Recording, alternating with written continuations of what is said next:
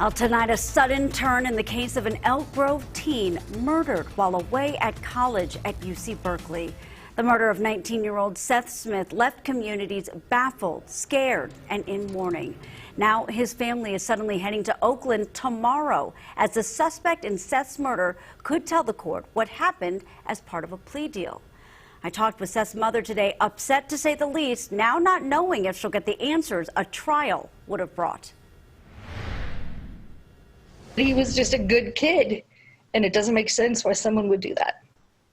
I'm very, very much needing to know why. The question that haunted Michelle Smith for nearly 2 years. Why would someone murder her son, 19-year-old Seth Smith? Seth was shot in the back of the head while walking near his Berkeley apartment in June 2020.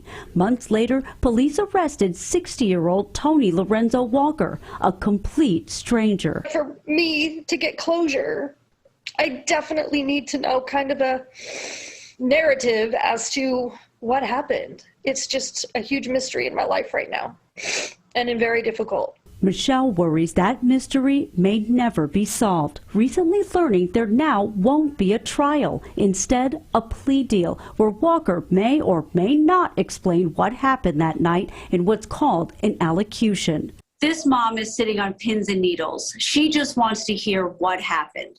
What are the chances he'll actually explain what he did and what happened if he doesn't have to?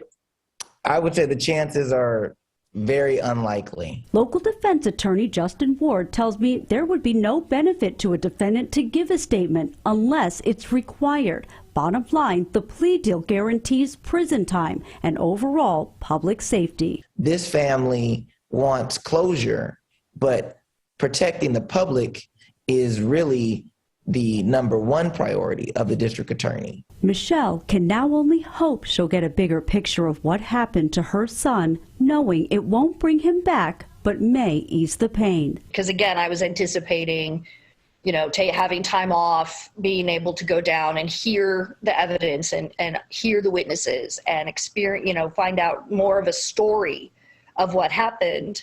And with the plea deal, we don't get that because it's just this constant mystery and questioning and wondering and, what could we have done differently?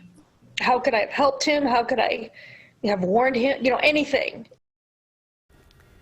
Well, Michelle and several others will read impact statements to the court, and those may influence the judge's decision on whether or not to accept the plea bargain, send it back to the table, or even to trial.